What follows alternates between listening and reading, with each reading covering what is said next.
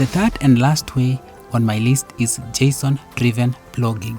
This is the best blogging path to take if you are moving from the popular WordPress blog.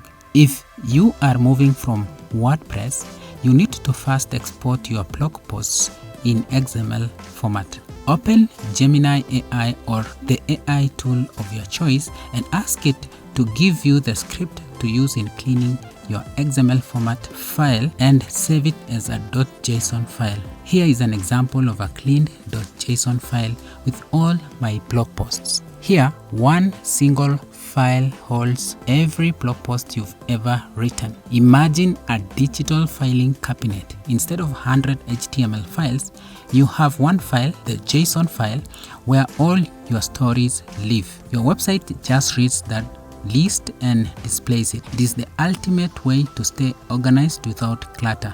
Again, if you're starting this journey as a newbie, ask AI to guide you step by step from cleaning your existing XML file to getting your first .json style blog posts.